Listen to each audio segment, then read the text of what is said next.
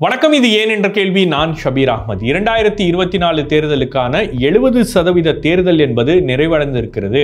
கிட்டத்தட்ட 379 தொகுதிகளுக்கு already election முடிஞ்சாச்சு. மீதி இருக்கக்கூடிய தொகுதிகளுக்கான தேர்தல் தான் வருகின்ற இந்த அடுத்த 3 ஃபேஸஸில் நடக்க இருக்கிறது. அதுலேயும் குறிப்பாக உங்களுக்கு மிக முக்கியமான மாநிலங்கள்லாம் இந்த 5ஆம் கட்ட தேர்தலில் சந்திக்க போகிறாங்க. அதில் குறிப்பாக மகாராஷ்டிரா, உத்தரப்பிரதேஷ், வெஸ்ட் பெங்கால், பீகார் போன்ற மாநிலங்களில் இருக்கக்கூடிய முக்கியமான தொகுதிகள் எல்லாம் அங்கே வாக்குப்பதிவு நடைபெற இருக்கிறது. ஸோ இந்த மாநிலங்கள் தான் பிஜேபி கொஞ்சம் ஹெவியாக டிபெண்ட் பண்ணி இருக்கக்கூடிய மாநிலங்கள். அவங்க எதிர்பார்க்கக்கூடிய சீட்ஸ்லாம் இந்த வெஸ்ட் பெங்கால், ஒடிசா, உத்தரப்பிரதேஷ், மகாராஷ்டிரா போன்ற மாநிலங்களில் தான் வரும். ஏன்னா ஆல்ரெடி பிஜேபிக்கு சீட்ஸ் குறையுது அப்படின்றது தான் கள நிலவரமாக இருக்கிறது. ஸோ ஒரு விதமான ஒரு பதற்றம் அப்படின்றது உருவாகி இருக்கிறது அப்படின்றதும் நம்மளால் பார்க்க முடிகிறது. ஸோ அந்த அடிப்படையில் தேர்தல் களம் மாறுகிறதா, பாஜக ஏன் இவ்வளவு பதற்றம் அடைகிறது அப்படின்ற பல்வேறு கேள்விகள் இருக்குது. பட் இதில் வெளியே தெரியக்கூடிய விஷயம் இது.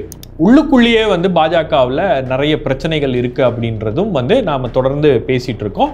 அதில் ஒரு 3 முக்கியமான ஃபேக்டர்ஸ் இருக்குது. ஒன்று பாஜகக்குள்ளேயே இருக்கக்கூடிய அந்த உட்கட்சி பூசல் என்பது பெரிதாக வெடித்திருக்கிறது. ஆங்காங்கே அதனால் ஒரு விதமான பாதிப்பு பாஜகவுக்கு ஏற்படுமா அப்படின்ற ஒரு பயம் உள்ளுக்குள்ளேயே இருக்குது. இன்னொரு பக்கம் ஆர்எஸ்எஸ் உடைய ரோல். ஆர்எஸ்எஸ் ரொம்ப ஆக்டிவாக இந்த எலெக்ஷனில் வேலை பார்க்கல அப்படின்ற பல தகவல்கள் இருக்குது. உறுதியான தகவல்கள் தற்போது யூபி மாநிலத்திலேருந்தே வந்திருக்கு, உத்தரப்பிரதேஷ்லேருந்தே வந்திருக்கு. அப்படின்னும் போது என்ன நடந்திருக்கு அப்படின்றத பற்றி தான் இந்த வாரம் ஏன் என்ற கேள்வியில் நம்ம பார்க்க போகிறோம்.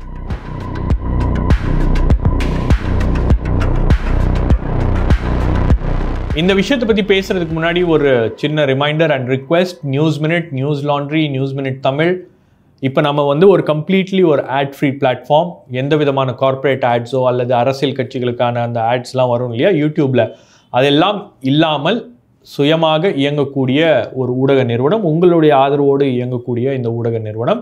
நாம் செய்கின்ற இந்த வேலையை தொடர வேண்டும் அப்படின்னு நீங்கள் நினச்சிங்கன்னா இந்த QR கோடில் உங்களுடைய ஆதரவை எங்களுக்கு தெரிவிக்கலாம். அந்த லிங்க்கை நான் டிஸ்கிரிப்ஷன்லையும் கொடுத்துருக்கேன். ஸோ நீங்கள் ஆதரவு தெரிவிப்பீங்கன்ற நம்பிக்கையில் நாம் இந்த விஷயத்துக்குள்ளே போவோம். ஸோ முதல்ல பாஜகவுக்குள்ளே என்ன பிரச்சனை அப்படின்னு பார்த்தீங்கன்னா, பாஜகவில் ஒரு விதமான அதிருப்தி என்பது உள்ளுக்குள்ளேயே உருவாகியிருக்கு. நான் ஏற்கனவே பல ஷோஸில் இதை பற்றி பேசியிருக்கேன். பாஜகவில் இருக்கக்கூடிய தலைவர்கள்லாம் அவங்க ஒரு மாதிரி சைட்லைன் பண்ணப்பட்டோம் அப்படின்ற அந்த ஃபீலிங் அப்படின்றது கடந்த 10 ஆண்டுகளாகவே அது உள்ளுக்குள்ளே இருந்துகிட்டே இருக்குது. எந்தெந்த மாநிலங்களில் ப்ராமினெண்ட்டாக இருக்கக்கூடிய லீடர்ஸ் எல்லாரையும் மோடி அண்ட் அமித்ஷா பார்ட்டியை டேக் ஓவர் பண்ணதுக்கு பிறகு எல்லாரையும் ஓரங்கட்டிட்டாங்க அப்படின்ற அந்த ஃபீலிங் அப்படின்றது தற்போது மேலோங்கி இருக்கிறது. இந்த எலெக்ஷனை பொறுத்த வரைக்கும் உங்களுக்கு 2 ப்ராமினெண்ட்டான ஃபேஸஸ் தான் தேர்தல் பிரச்சாரத்தில் மும்முரமாக ஈடுபடுகிறார்கள். அதில் ரொம்ப முக்கியமான ஃபேஸ் அப்படின்னு பார்த்தீங்கன்னா, அசாம் முதலமைச்சர் ஹிமந்த பிஸ்வா சர்மா. அவர் மாற்று கட்சியிலேருந்து வந்தவர். பட் யோகி ஆதித்யநாத் போன்றவர்கள்லாம் யூபியிலேயே தான் பிரச்சாரம் பண்ணுறாங்க. யூபிக்கு வெளியே கூட அவர் பிரச்சாரம் பண்ணல. எந்த மாநிலத்துக்கும் அவர் இந்த தேர்தலுக்கு போகலை அப்படின்றது பெரிய அளவுக்கு ஒரு ஆச்சரியத்தை ஏற்படுத்தி இருக்கு. அவருக்கு பல ரெக்வெஸ்ட் வருது, நீங்கள் இந்த மாநிலத்துக்கு பிரச்சாரம் பண்ணணும், அந்த மாநிலத்துக்கு பிரச்சாரம் பண்ணணும் அப்படின்லாம் வேண்டுகோள் விடுக்கிறாங்க. ஆனால் அவர் யூபியில் மட்டும்தான் இருக்கிறார். அவர் தான் ஆக்டிவாக இருக்கிறார். இப்போ மத்திய பிரதேஷ் எடுத்துக்கோங்க. மத்திய பிரதேஷில் இருக்கிறதுலே ரொம்ப பாப்புலரான பிஜேபியோட லீடர் அப்படின்னா சிவராஜ் சிங் சௌஹான் தான். கடந்த தேர்தல் அவரை முன்னிறுத்தி தான் அந்த மாநிலத்தில் நடந்த தேர்தலை பாஜக சந்தித்தது. அவர் ஓரங்கட்ட முயற்சி பண்ணாங்க. பட் அது பேக் ஃபயர் ஆச்சு அப்படின்னோடனே அவர் பெயரில் அந்த தேர்தல் என்பது நடந்தது. தேர்தலில் ஜெயிச்சாங்க. தேர்தலில் ஜெயிச்சதுக்கு பிறகு அவரை கம்ப்ளீட்டாக ஓரங்கட்டிட்டாங்க. அவர் பிரச்சாரம் பண்ணுறாரா இல்லையா அப்படின்றது எந்த ஊடகங்கள்லையும் பதிவாவதில்லை. குறிப்பாக ஹிந்தி மீடியாக்களில் பெரிய அளவுக்கு அவருக்கு ஒரு ப்ராமினன்ஸோ அவருக்கு ஒரு முக்கியத்துவம் கொடுத்து முதல்லாம் செய்தி போடுவாங்க. இப்போ அந்த செய்திகளும் பெரிய அளவுக்கு வருவதில்லை அப்படின்றது தான் நிலை. ராஜஸ்தான் மாநிலம் சமீபத்தில் நடந்த சட்டமன்ற தேர்தலில் வசுந்தரா ராஜே தான் முன்னிறுத்தணும் அப்படின்னு ஒரு புஷ் இருந்துச்சு. அதை செய்தார்கள். அதுக்கப்புறம் முகம் தெரியாத ஒரு நபரை முதலமைச்சர் ஆக்கிட்டாங்க அப்படின்னு அங்கே இருக்கக்கூடிய யூனிட்லையும் ஒரு பெரிய அளவுக்கு ஒரு பிரச்சனை அப்படின்றது உருவாகி இருக்கிறது அப்படின்றதும் களத்திலேருந்து வரக்கூடிய செய்திகளாக இருக்கிறது. அதுக்கப்புறம் உங்களுக்கு கர்நாடகா, உங்களுக்கு எடியூரப்பா ஓரங்கட்டினாங்க. அதுக்கப்புறம் பொம்மையை கொண்டு வந்தாங்க. பொம்மை மீதான அதிருப்தி, பொம்மை மீதான ஊழல் குற்றச்சாட்டு இதெல்லாம் பெரிய அளவுக்கு ஒரு ஃபேக்டராக ப்ளே ஆனதுனால கர்நாடகாலையும் பாஜக ஆட்சி இழந்தது. அதனால் இப்போது கர்நாடகாவில் இருக்கக்கூடிய உள்ள கட்சிக்குள்ளேயே வந்து அங்கே பிஎல் சந்தோஷ் உடைய ஃபேக்ஷனுக்கும் அதே போல் எடியூரப்பா ஃபேக்ஷனுக்கும் ஒரு முட்டல் மோதல் அப்படின்றது தொடர்ந்து நடந்து கொண்டே இருக்கிறது. அங்கேயும் வந்து ஒரு பிரச்சனை என்பது இருக்கிறது. உங்களுக்கு ஹைதராபாத்தில் எடுத்துக்கிட்டிங்கன்னா, ஹைதராபாத்தில் வந்து அவங்களுக்கு பெரிய அளவுக்கு அந்த ஃபேஸஸ் வந்து யாருமே இல்லை. பந்தி சஞ்சய்குமார், அதுக்கப்புறம் வந்து கிஷன் ரெட்டி, இவங்க 2 பேர் தான் வந்து அங்கே இருக்கக்கூடிய முகங்களாக இருக்காங்க. இப்போது மாதவி லதாவை உள்ளே கொண்டு வந்ததுனால, அப்புறம் ராஜா சிங் ஒரு என்ன சொல்கிறது, அதாவது வெறுப்பு பேச்சுக்கு பெயர் போன ஒரு நபர் ராஜா சிங், இப்போ அவரை வந்து சைட்லைன் பண்ணிட்டாங்க அப்படின்றதுனால அங்கேயும் வந்து ஒரு குழப்பமான ஒரு சூழல் என்பது உருவாகி இருக்கிறது. அப்போ பாஜகவுக்குள்ளேயே வந்து ஒரு விதமான அதிருப்தியும் வந்து பல்வேறு மாநிலங்களில் உருவாகி இருப்பதற்கான காரணம் என்னன்னா, பாஜகவிலிருந்து வரக்கூடிய லீடர்ஸ் யாருக்கும் வந்து அவங்க சீட் கொடுக்கல. இந்த வாட்டி கிட்டத்தட்ட ஒரு 102 பேர் வந்து மாற்று கட்சியிலேருந்து வந்தவங்களுக்கு வந்து சீட்ஸ் கொடுத்துருக்காங்க. குறிப்பாக யூபியில் பார்த்தீங்கன்னா உங்களுக்கு வந்து 23 பேர் வந்து வேறு கட்சியிலிருந்து பாஜகவுக்கு வந்த நபர்கள், அவங்களுக்கெல்லாம் முக்கியத்துவம் கொடுத்து அவங்களுக்கு சீட்ஸ் கொடுத்துருக்காங்க. ரெண்டாவது, யாருடைய ரெக்கமெண்டேஷனும் இந்த வாட்டி வந்து சீட்ஸ் கொடுக்கறதுல வந்து பாஜக மேலிடம் ஏற்றுக்கொள்ளவில்லை.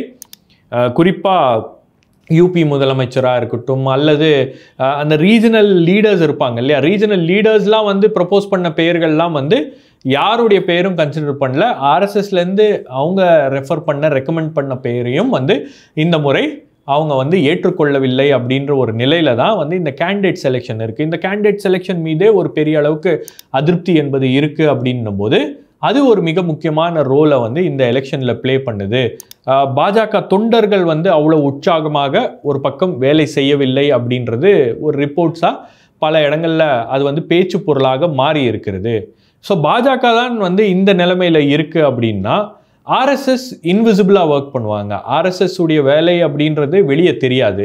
அவங்க ரொம்ப கிரவுண்டடாக டோர் டு டோர் கேன்வாஸ், அதுக்கப்புறம் வந்து அந்த திண்ணை பிரச்சாரம் அப்படின்வாங்கல்ல, இந்த மாதிரியான விஷயங்கள் எல்லாம் தான் ஆர்எஸ்எஸ் வந்து ரொம்ப மும்முரமாக ஈடுபட்டு அங்கே வந்து அந்த பிரச்சார வியூகம் அப்படின்றது வந்து முற்றிலும் வேறு விதமாக இருக்கும்.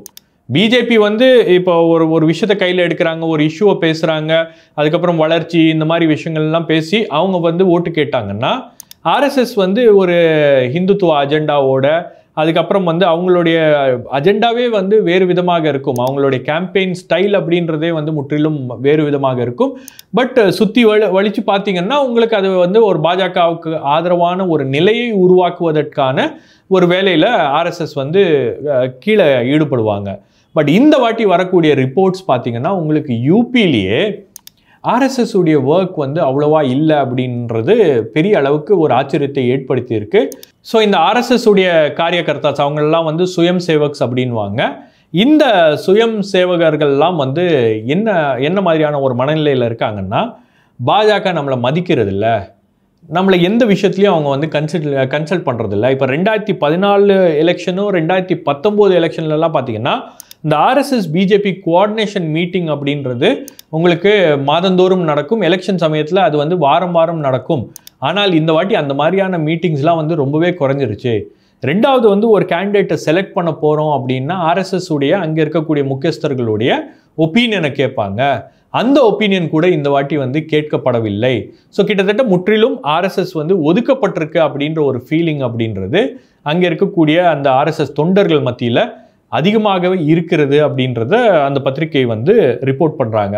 இன்னொரு முக்கியமான டிஜிட்டல் ஊடகமான தி பிரிண்ட் வந்து ஒரு ஸ்டோரியை பப்ளிஷ் பண்ணியிருக்காங்க. அந்த ஸ்டோரியில் யூபி முழுவதும் வந்து ஆர்எஸ்எஸ் உடைய காரியகர்த்தாஸ் பெரிய அளவுக்கு அந்த தேர்தல் பிரச்சார வேலைகளில் அவங்க ஈடுபடலை. இந்த தேர்தலுக்கு நாம் வந்து இந்த பிரச்சார வேலைகள் எல்லாம் முழுமையாக ஈடுபடுவது இல்லை அப்படின்னு முடிவெடுத்திருக்காங்க. அவங்களுக்கு வந்து அரசாங்கத்துக்கு எதிராக போராட வேண்டும், ப்ரொட்டஸ்ட் பண்ணணும் அப்படின்ற ஒரு எண்ணம் என்பது இருக்கிறது.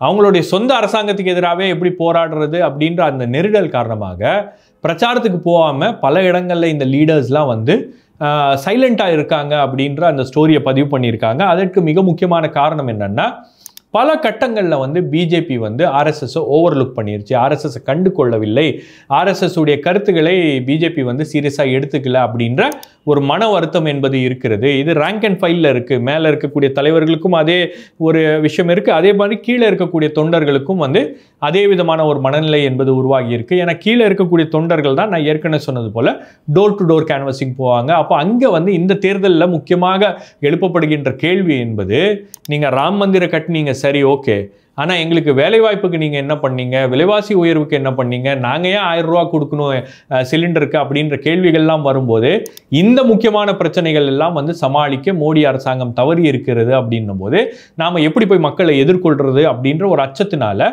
அவங்களும் வந்து பெரிய அளவுக்கு ஈடுபடவில்லை. ரெண்டாவது, ஆர்எஸ்எஸ் தலைவர்களுடைய அந்த ரெக்கமெண்டேஷன்ஸை பிஜேபி இந்த முறை ஏற்றுக்கொள்ளவில்லை. ஆர்எஸ்எஸ் முன்வைத்த அந்த ரெக்கமெண்டேஷன்ஸ் என்ன, இந்த பகுதிக்கு இந்த கேண்டிடேட்டை போடுங்க அப்படின்னு சொல்லிட்டு ஒரு சில பகுதிகளுக்கெல்லாம் வந்து அவங்க சில சஜஷன்ஸை கொடுத்துருக்காங்க. அந்த சஜஷன்ஸ் என்பது முற்றிலுமாக நிராகரிக்கப்பட்டிருக்கு. அப்போ பிஜேபியில் இருக்கக்கூடிய தலைவர்கள் மட்டுமே அந்த கேண்டிடேட்ஸ் எல்லாம் முடிவு பண்ணியிருக்காங்க. ஆர்எஸ்எஸ் உடைய கருத்துக்கள் ஏற்கப்படவில்லை அப்படின்னும் போது அது வேறு விதமான ஒரு தாக்கத்தை கீழே ஏற்படுத்தியிருக்கு. ஸோ இவங்க மோட்டிவேட்டடாகவே இல்லை அப்படின்றது தான் வந்து களத்தில் இருக்கக்கூடிய செய்திகளாக இருக்கிறது. அது மட்டும் இல்லாமல் உங்களுக்கு ஆர்எஸ்எஸ் பத்திரிகையான ஆர்கனைசர் கர்நாடகா தேர்தல் முடிவுகள் வெளியே வந்ததுக்கு பிறகு அவங்க ஒரு முக்கியமான தலையங்கம் எழுதினாங்க. 2024 தேர்தலை சந்திப்பதற்கு நமக்கு மோடியுடைய இமேஜ், அதுக்கப்புறம் இந்த ஹிந்துத்துவா பாலிடிக்ஸ் மட்டுமே போதாது. ஏன்னா 2024 தேர்தல் என்பது சில வாழ்வாதார பிரச்சனைகள் சார்ந்த தேர்தலாக இருக்கிறது. அந்த விஷயங்கள் குறித்து மோடி அரசாங்கம் கவனம் செலுத்த வேண்டும். இது மட்டுமே ஒரு ஸ்ட்ராட்டஜியாக இருந்துச்சுன்னா நம்மளால் அதை செய்ய முடியாது அப்படின்னாங்க. இன்னொரு ஒரு முக்கியமான அப்சர்வேஷனும் அந்த தலையங்கத்தில் சொல்லியிருந்தாங்க. என்னன்னா, உங்களுக்கு காங்கிரஸ் கட்சி வந்து கர்நாடகாவில் என்ன பண்ணாங்க அப்படின்னு பார்த்தீங்கன்னா, அந்த எலெக்ஷனை வந்து ஒரு நேஷ்னல் இஷ்யூஸை வந்து உள்ளேயே வர விடலை. எல்லாமே அந்த லோக்கல் இஷ்யூஸ், லோக்கலைஸ்டு இஷ்யூஸை வச்சு அந்த பகுதிகளெல்லாம் வந்து காங்கிரஸ் கட்சி அந்த ஸ்ட்ராட்டஜியை பண்ணி அவங்க தேர்தல் களத்துக்கு போனதுனால காங்கிரஸ் கட்சியால் வந்து கூடுதலாக வாக்குகளை பெற முடிந்தது. கிட்டத்தட்ட ஒரு வரலாறு காணாத ஒரு முடிவு என்பது கர்நாடகாவில் ஏற்பட்டது.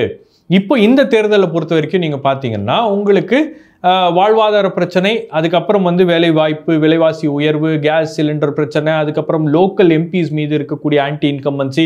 பிஜேபி வேணும்னா கேண்டிடேட்ஸை சேஞ்ச் பண்ணியிருக்கலாம். ஆன்டி இன்கம்பன்சி இருக்குது அப்படின்னு 100க்கும் மேற்பட்ட கேண்டிடேட்ஸ் சேஞ்ச் பண்ணியிருக்கலாம். But the fact is that உங்களுக்கு பிஜேபி மீது அந்த அதிருப்தி என்பது இருக்கிறது. அந்த அதிருப்தியை போக்குவதற்கு இவங்க எதுவுமே பண்ணல அப்படின்றது தான் வந்து கிரவுண்டில் அந்த சிச்சுவேஷன் இருக்குது அப்படின்னும் போது, ஸோ இதெல்லாம் வந்து ஒரு தாக்கத்தை ஏற்படுத்தும் அப்படின்றதுனால தான் வந்து உங்களுக்கு ஆர்எஸ்எஸ் காரியகர்த்தாஸ் பெரிய அளவுக்கு ஒர்க் பண்ணல அப்படின்றது ஒரு மிகப்பெரிய பின்னடைவாக பிஜேபிக்கு அமைந்திருக்கிறது. அதனால தான் பிஜேபி உடைய அந்த கேம்பெயினில் பார்த்தீங்கன்னா ஒரு விதமான தடுமாற்றம் என்பது இருக்கிறது. ஒரு நாளைக்கு ஒரு விஷயத்தை பேசுகிறாங்க, இன்னொரு நாளைக்கு இன்னொரு விஷயத்தை பேசுகிறாங்க. ஒரு நாளைக்கு முஸ்லீம்களை வந்து எதிரிகளாக சித்தரிக்கிறாங்க, அவங்கள வந்து வந்தேரிகள் அப்படின்னு பேசுகிறாங்க. ரெண்டாவது நாள் வந்து பிரைம் மினிஸ்டர், நானே வந்து சின்ன வயசில் எங்கள் வீட்டிலலாம் வந்து எல்லா பண்டிகைகளுக்கும் வந்து நாங்கள் கொண்டாடுவோம், முஸ்லீம்களுடைய பண்டிகைகளுக்கெல்லாம் நான் வந்து கொண்டாடி இருக்கேன் அப்படின்ற அளவுக்குலாம் பேசுகிறாரு. அப்புறம் அந்த ஹிந்துத்துவா மெசேஜிங்லேயே ஒரு விதமான குழப்பம் இருக்குது அப்படின்ற ஒரு மாதிரி ஒரு டைரக்ஷன்லெஸ்ஸாக போயிட்டு இருக்கு அப்படின்றது தான் வந்து ஒரு ஜென்ரல் சென்ஸாக இருக்கிறது. அதையும் தாண்டி உங்களுக்கு ஆர்எஸ்எஸ் பொறுத்த வரைக்கும் ஆர்எஸ்எஸ் தலைவர் மோகன் பாகவத் மார்ச் மாத இறுதியில் ஒரு மிக முக்கியமான ஸ்டேட்மெண்ட்டை கொடுத்தாரு. அதாவது என்னன்னா, இந்த இடியை பயன்படுத்தி பாஜகவில் நிறைய பேர் இணைகிறாங்க, அவர்கள் மீது அந்த ஊழல் குற்றச்சாட்டுகள்லாம் இருக்குது, அவங்கெல்லாம் வந்து பாஜகவை இந்த இடி மூலமாகவும் அதுக்கப்புறம் இந்த போலீஸ் கேஸஸ் மற்ற வழக்குகள் மூலமாக அவங்கள வந்து இவங்க உள்ளே இழுக்கிறாங்க அப்படின்னும் போது அதற்கு எதிராகவே அவர் ஒரு ஸ்டேட்மெண்ட்டு கொடுத்துருந்தாரு. இப்போ ஒரு கட்சி மாறி ஒருத்தர் வராரு அப்படின்னா அவர் அந்த கட்சியுடைய கொள்கையை முழுவதுமாக நம்பி அந்த கட்சிக்குள்ளே வரணும். இந்த மாதிரி ஒரு ப்ரெஷர்னாலேயோ அல்லது இடி இன்கம் டேக்ஸ் கேஸஸ் இருக்குது, இந்த மாதிரி ஏஜென்சிஸை பயன்படுத்தி அவர்கள் உள்ளே வருவது சரியில்லை அப்படின்ற ஒரு கருத்தையும் வெளிப்படுத்தியிருந்தார். இதுவும் வந்து ஒரு மிக முக்கியமான பிரச்சனையாக இருக்கிறது. பல இடங்களில் வந்து பிஜேபி காரியகர்த்தாஸ் மத்தியில் நாம் கடந்த முறை அவங்கள எதிர்த்துட்டு இருந்தோம், கடந்த முறை அவங்கள திட்டி தான் நம்ம ஓட்டு வாங்கினோம், இந்த முறை அதே கேண்டிடேட்ஸை நம்ம ஆதரித்து அவங்களுக்காக நம்ம வந்து லோட்டஸ் சிம்பிளில் வாக்குகளை வந்து பெறுவது அப்படின்றது மிகவும் கடினமான ஒரு காரியமாக இருக்கிறது அப்படின்றதும் வந்து ஒரு மிகப்பெரிய பிரச்சனையாக மாறி இருக்கிறது. ஸோ ஆர்எஸ்எஸ் காரியகர்த்தாஸ் ரொம்ப ஆக்டிவாக இந்த தேர்தலில் வேலை பார்க்கல அப்படின்றது பாஜகவுக்கு ஒரு பின்னடைவாக இருந்தாலும் உங்களுக்கு இந்த டிஸ்அக்ரிமெண்ட்ஸ் எல்லாம் எப்படியாச்சும் சரி செய்ய முடியுமா அப்படின்ற ஒரு முயற்சியும் வந்து தொடர்ந்து நடந்து கொண்டே இருக்கிறது. ஏன்னா பிஜேபிக்கு அந்த ரியல் டைம் இன்புட்ஸ் அப்படின்றத கொடுத்துட்டே இருப்பாங்க. ஏதோ ஒரு வகையில் அவங்களுக்கு வந்து அந்த அவங்களுடைய எலெக்ஷன் மிஷினரி அப்படின்றது ரொம்ப ஸ்ட்ராங்.